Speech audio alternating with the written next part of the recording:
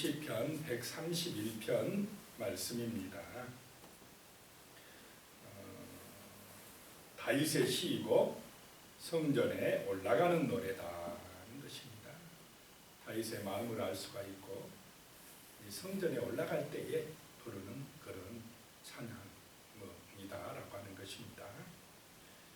1절에 보시면요, 여호와여 내 마음이 교만하지 아니하고 내 눈이 오만하지 아니하오며 내가 큰 일과 감당하지 못할 놀라운 일을 하려고 힘쓰지 아니하나이다 라고 말씀하고 있습니다. 이 다윗은 여호와여라고 부르고 있습니다. 여호와여라고 하나님을 표현할 때는 하나님의 언약을 강조하는 것입니다.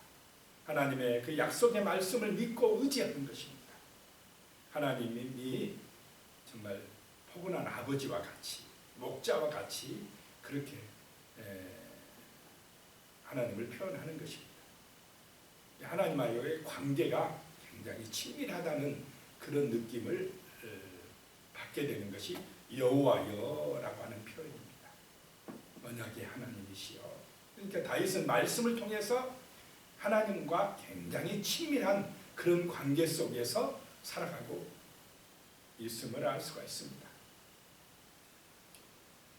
여호와여 부르고는 내 마음이 교만하지 아니하고 내 눈이 오만하지 아니하오며 그랬습니다. 내 마음이 교만하지 않는다라고 하는 것입니다. 그래서 이 지금 시편 131편 주제는 겸손함이다라고 하는 것입니다. 우리가 성전에 올라갈 때에 마음이 교만하지 말고 또 내 눈이 오만하지 말고 정말 겸손한 자세로 올라가야 하나님을 만나게 되고 은혜 받을 줄로 믿습니다. 이 겸손함이 중요하다는 것입니다. 어제 수요일 저녁에도 말씀드렸지만은 섬기는 자의 봉사자의 자세는 뭐냐? 이 낮아짐이라는 것입니다. 겸손함이라는 것입니다. 그래서 내 마음이 교만하지 아니한다. 이 마음이 교만하지 않는 것은 내 눈이 내가 압니다. 내 마음이 겸손할 때에 하나님을 의지할 때에 흔들리지 아니할 줄로 믿습니다. 마음이 흔들린다는 것은 그게 교만함이라는 것입니다. 내 마음이 흔들리지 않는 것은 내가 압니다. 그 다음에 내 눈이 오만하지 않는다. 내 눈이 흔들리지 않는 것은 누가 아느냐? 다른 사람이 압니다. 눈을 보면 그 사람의 마음을 알 수가 있습니다. 거짓말하는 사람은 눈을 제대로 상대방을 보지 못하는 것입니다. 내 눈의 흔들림은 다른 사람이 안다는 것입니다. 그래서 내 마음이 교만하지 않게 해주시고 내 눈이 오만하지 않도록 다른 사람이 볼 때 내 눈이 오만하게 느껴지지 아니하도록 하나님 아버지 내게 겸손함을 주시옵소서라고 하는 것입니다. 신명기 8장 14절에 보면요, 내 마음이 교만하여 내 하나님 여호와를 잊어버릴까 염려하노라. 여호와는 너를 애굽 땅 종되었던 집에서 이끌어내시고 그랬습니다. 이 마음이 교만해지면 누구를 잊어버린다는 것입니까? 하나님을 잊어버린다는 것입니다. 내가 할 수 있다 생각을 한다는 것입니다. 그래서 하나님께서는 그 이스라엘 백성들에게 늘 하시는 말씀이 너희가 저 애굽 땅에서 종되었던 그 시절 그 종되었던 너희를 내가 해방시켜서 이 가나안 땅으로 인도했다는 것을 절대로 잊지 말라고 그럽니다.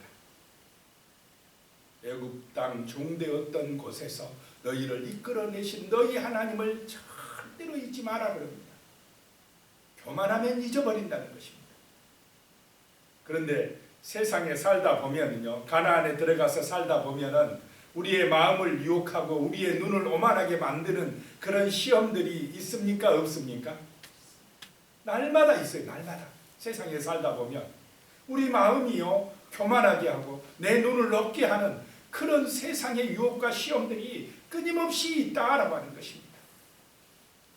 그래서 잘 되고 번성하면 자칫하면 우리의 마음이 교만해지고 눈이 높아져 가지고 하나님을 잊어버리기가 쉽다는 것입니다. 옛날 그 종살이했던 어려웠던 그 시대를 잊어버리고 교만해질 수가 있다라고 하는 것입니다. 그래서 다윗은 늘 자기 마음이 교만해지지 않도록, 자기의 눈이 오만해지지 않도록 하나님의 말씀에 묵상하고 하나님의 성전에 올라가서 예배드리기에 힘썼는 줄로 믿으시기 바랍니다. 은혜를 안 받으면요, 말씀의 은혜를 안 받으면, 하나님을 바라보지 아니하면 우리는 바벨탑을 쌓게 된다는 것입니다. 교만해지게 되어 있습니다. 이것은 누구나 인간이 마찬가지입니다. 그래서 늘 사도 바울은 자기 자신을 쳐서 복종시켰다 라고 말씀을 합니다. 날마다 나는 죽노라 이렇게 말씀을 했다는 것입니다. 또 1절에 다시 보면 내가 큰 일과 감당하지 못할 놀라운 일을 하려고 힘쓰지 아니하나이다 라고 말씀하고 있습니다. 내가 큰 일, 감당하지 못할 놀라운 일을 하려고 힘쓰지 아니하나이다. 왜 이 큰 일을 하고 감당하지 못할 일을 하려고 사람들이 애쓰겠습니까? 자기가 높아지려고, 사람들 앞에서 과시하려고, 내가 이렇게 유명한 사람이야, 내가 이렇게 뛰어난 사람이야, 다른 사람하고 자기를 비교해서 내가 더 높다고, 더 높은 사람이라고, 더 많이 가진 사람이라고, 더 큰 사람이라고 자기를 드러내기 위해서 이런 큰 일을 하려고 하고 감당하지 못할 놀라운 일을 하려고 한다라고 하는 것입니다. 더 커야 된다고, 더 높은 자리에 올라가야 된다고, 그래야 만족이 있다고 하는 것은 사단의 유혹인 줄로 믿으시기 바랍니다. 그런데 많은 사람들이 이런 유혹과 시험에 빠져 있다는 것입니다. 높아지려고 한다는 것입니다. 그런데 이런 큰 일, 감당하지 못할 놀라운 일은 누가 하십니까? 하나님이 하시는 일입니다. 하나님이 하시는 일. 우리 인간은 아무리 뛰어난 사람이라 할지라도 우주 전체를 다 알겠습니까? 죽음 이후에 모든 것을 다 아는 사람이 있습니까? 하나님이 보실 때는 우리 인간은 티끌 같은 존재인 줄로 믿습니다. 아무리 뛰어난 사람이라 할지라도 우리 인간은 부족합니다. 연약한 존재라는 것입니다. 하나님을 높이고 찬양하고 그분에게서 은혜를 받을 때에 내 영혼이 평안하고 우리에게 참된 생명의 길이 열릴 줄로 믿습니다. 그래서 우리는 내 마음이 교만하면 안 된다는 것입니다. 내 눈이 오만하면 안 된다는 것입니다. 교만한 사람들이 누구냐? 하나님이 어디가 있느냐라고 하는 사람들이라는 것입니다. 하나님을 잊어버린 사람들이 교만해진다는 것입니다. 자기 우상에 빠지고 그 인간 자체가 하나님의 자리에 올라서려고 하는 이것이 바로 인간의 악함이고 어리석음이다 라고 하는 것입니다. 잠언 18장 12절에 보면요, 사람의 마음의 교만은 멸망의 선봉이요 겸손은 총기의 길잡이니라 라고 말씀하고 있습니다.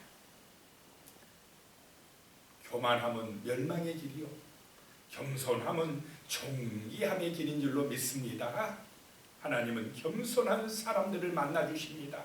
다윗과 같이 왕이면서도 재산이 많으면서도 늘 하나님을 의지하고 하나님 아버지 앞에 기도하면서 내 마음이 교만하지 않게 해달라고, 내 눈이 오만하지 않게 해달라고, 그리고 내가 큰 일과 감당하지 못할 그런 일을 하려고 힘쓰지 말게 해달라고, 나를 높이고 나를 자랑하지 말게 해주시고 오직 우리 하나님께 영광 돌리는 그런 믿음의 사람 되게 해달라고 기도한 줄로 믿습니다.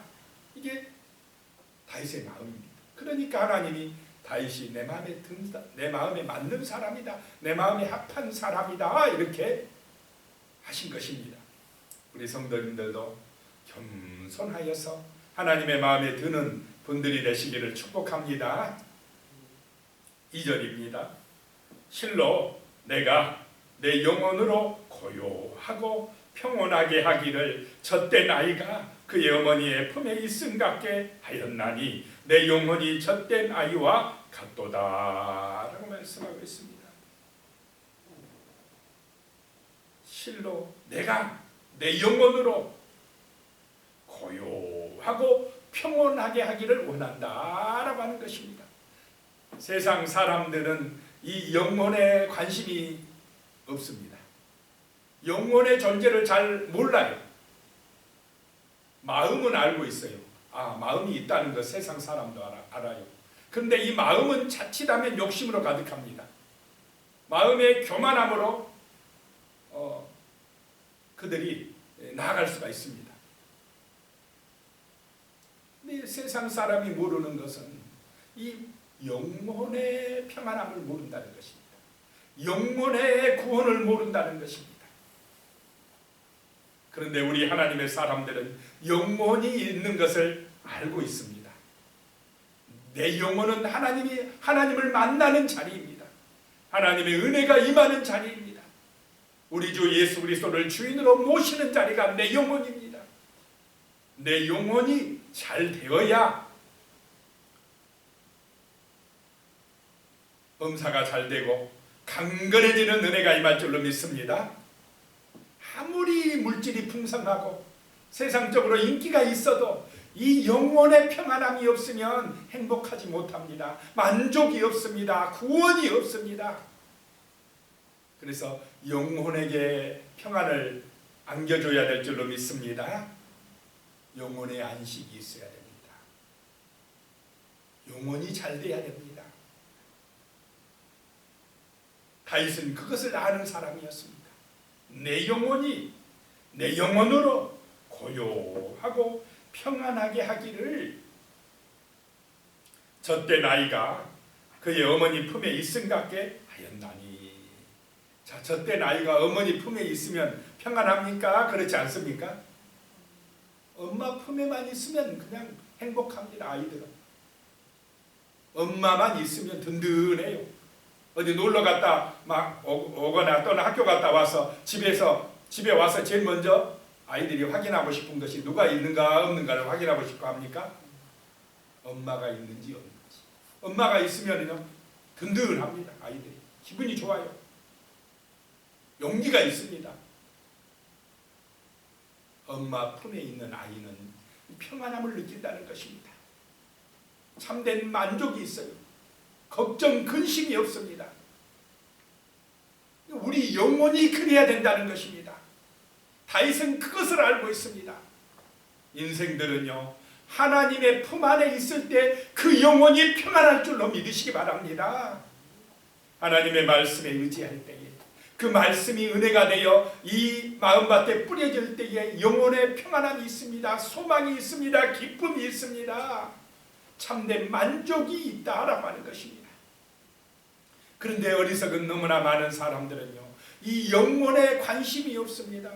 육신적으로 눈에 보이는 것에만, 이 육신에만 관심이 있습니다.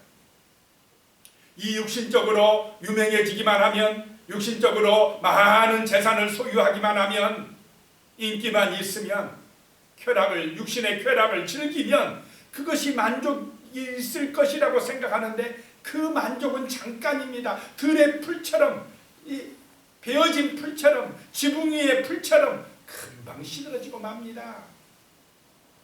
영원한 만족과 구원과 기쁨을 주지 못한다라고 하는 것입니다. 영혼의 만족이 있어야 할 줄로 믿으시기 바랍니다. 내 영혼의 만족은 하나님 앞에 예배드릴 때 온다는 것입니다. 하나님의 말씀을 간절히 사모하며 은혜를 받을 때에, 사모함으로 은혜를 받을 때에 영혼의 참된 평안이 온다라고 하는 것입니다. 그래야 흔들리지 않습니다. 인생살이 살다 보면 잘 될 때도 있고 때로는 힘들고 아플 때도 있고 그렇습니다. 그런데 늘 하나님과의 관계가 좋은 관계로, 믿음의 관계로 살아가는 사람은 좋을 때도 겸손하고 어려울 때, 힘들 때도 낙심하고 좌절하지 아니하고 다시 믿음으로 소망 가운데 일어나고 언제든지 주의 품에 있기 때문에 평안하고 소망으로 승리하게 될 줄로 믿습니다. 흔들리지 않는다는 것입니다. 견고한 신앙이라는 것입니다. 반석 위에 믿음의 집이 지어진다라고 하는 것입니다. 이런 은혜가 임하시기를 축복합니다. 내 영혼이 젖된 아이와 같도다라고 말씀하셨습니다. 어머니의 품에 있는 아기와 같도다라고 하는 것입니다. 하나님의 은혜 안에 있다라고 하는 것입니다. 이렇게 흔들리지 않는 은혜가 임하시기를 축복합니다. 하나님 중심이라는 것입니다. 사울 왕도 이런 은혜를 받았는데 처음에는 겸손했는데 나중에는 변질돼 가지고 자기 중심이 되니까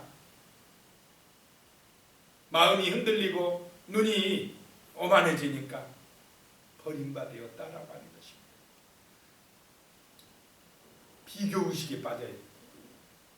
어떤 여인들이 노래하기를 다윗은 만만이요 사울은 천천이다 그러니까 비교하게 돼요. 다윗보다 내가 적다고 그래. 자, 다윗이 블레셋 나라를 물리치고 자기의 장군이 자기 사이가 블레셋 나라 대적들을 물리치고 오면 기분이 좋아야 됩니까? 안 좋아야 됩니까? 좋아야 되고 잘했다 칭찬해야 되고 이것이 하나님의 마음이고 겸손한 마음이고 영혼의 평화가 있는 마음인데 이 비교의식에 빠지니까요. 욕심이 들어가니까 교만해지니까 기분 나쁘게 느껴집니다. 이게 영혼의 평화가 없는 것입니다. 내가 더 높아져야 되는데 왜 저 내 사이가 더 높아? 기분 나쁘다. 하나님의 마음이 아니에요. 그런데 진정한 은혜 받은 마음이고 진정한 부모라면은 자녀들이 잘 되면 기분이 좋습니까? 안 좋습니까? 자녀들이 부모보다 나아야 됩니까? 못해야 됩니까? 나아야 되는 게 이게 진정한 아버지의 마음이 아닙니까? 이것이 영혼의 평화가 있는 마음이고 은혜 받은 마음인데 시기심이 있고 비교의식이 있고 질투심이 있다는 것은 이 마음 속에 이 영혼 속에 하나님의 은혜가 없다라고 하는 것입니다. 다윗은 그렇지 않았는 줄로 믿으시기 바랍니다. 아들이 자기를 죽이려고 와도 어떻게 해요? 그냥 용서해라. 제발 살려줘라. 이게 아버지의 마음입니다. 자기를 비난하고 욕하는 사람들 돌 던지고 막 시므이가 욕을 해도 놔둬라. 하나님이 그렇게 하라고 한 거 아니냐. 이것이 바로 영혼의 진정한 평화가 있는 마음인 줄로 믿습니다. 누구 중심입니까? 하나님 중심. 하나님이 저렇게 나를 비난하고 돌 던지라고 하는데 놔둬라. 내 중심이었으면 당장에 가서 죽여라. 이렇게 했을 것입니다. 이것이 겸손입니다. 이것이 참된 영혼의 평화가 있는 믿음 있는 사람의 길이다라고 하는 것입니다. 이런 은혜가 임하시기를 축복합니다. 이렇게 되도록 우리는 끊임없이 기도하고 끊임없이 내 영혼에 그 은혜가 임하도록 노력을 해야 된다는 것입니다. 수행을 해야 된다는 것입니다. 훈련을 해야 된다는 것입니다. 3절 말씀에요. 이스라엘아 지금부터 영원까지 여호와를 바랄지어다 라고 말씀합니다. 이스라엘아 지금부터 영원까지 여호와를 바랄지어다. 참된 신앙이 있어야 세상의 유혹과 시험들을 이겨나가게 됩니다. 예수가 온전하게 보여지기만 하면 세상 것으로 만족하지 아니할 줄로 믿습니다. 세상 자랑에 빠지지 않습니다. 예수가 안 보여지니까 세상 것이 보여지기 시작합니다. 정말로 우리의 마음 중심에 영혼의 중심에 예수 그리스도가 보여지시는 그분이 주인으로 함께 하시는 은혜가 임하시기를 축복합니다. 이스라엘아 지금부터 영원까지 여호와를 바랄지어다 라고 말씀하고 있습니다. 하나님을 바라는 신앙이 되라 라고 하는 것입니다. 소망을 하나님께 두라고 말씀합니다. 시편 62편 5절에요. 나의 영혼아 잠잠히 하나님만 바라라. 무릇 나의 소망이 그로부터 나오는도다. 하나님만 바라라. 지금부터 영혼까지 하나님을 바라볼지어다. 그리하면 내 영혼에 참된 평화가 임할 줄로 믿습니다. 만족과 소망이 넘친다라고 하는 것입니다. 베드로전서 2장 11절에 보면요, 사랑하는 자들아 거류민과 나그네 같은 너희를 권하노니 영혼을 거슬러 싸우는 육체의 정욕을 제어하라 라고 말씀합니다. 육체의 정욕이 우리의 영혼의 평안을 뺏어가려고 끊임없이 공격해 온다는 것입니다. 우리는 거류민과 나그네 같은 인생들이다. 아무리 우리가 육신적으로 많이 가지고 있어도 나그네다. 나그네는 다 어떻게 해야 됩니까? 떠나가야 돼. 여기 살다가 떠나가면 다 놓고 가야 됩니다. 육체의 욕심, 육체의 정욕에 빠져서 하나님을 바라보지 못하는 어리석음에 빠지지 말라라고 말씀하고 있습니다. 베드로전서 1장 9절에는요, 믿음의 결국 곧 영원 구원을 받음이라. 우리의 믿음의 결국은, 마지막은 영원 구원으로 이어질 줄로 믿으시기 바랍니다. 영원의 구원을 받지 못하는 사람들은, 영원히 천국까지 못하고 지옥으로 떨어지는 사람들은 육신적으로 아무리 성공했다 할지라도 그 인생은 실패한 인생이다 라고 하는 것입니다. 기도드리겠습니다. 하나님 아버지, 정말 다윗처럼 우리가 우리 하나님을 소망하며 지금부터 영원까지 여호와를 바랄 수 있도록 도와주시옵소서. 저때 나이가 엄마 품에 있음같이 우리의 영혼이 하나님의 품 안에서 고요하고 평안하며 만족하며 감사하며 소망이 넘칠 수 있도록 도와주시옵소서. 하나님 아버지, 내 마음이 교만하지 않게 도와주시고 내 눈이 오만하지 않게 하여 주시고 내가 큰 일과 감당하지 못할 놀라운 일에 힘쓰려고 하지 않도록 도와주시옵소서. 은혜 안에서 일하게 하여 주시고 은혜 안에서 감사하며 예배하며 살아감으로 우리의 주님이 우리에게 형통한 은혜를 주시며 복되고 아름다운 삶이 되게 역사하여 주시옵소서. 예수님의 이름으로 기도드리옵나이다. 아멘.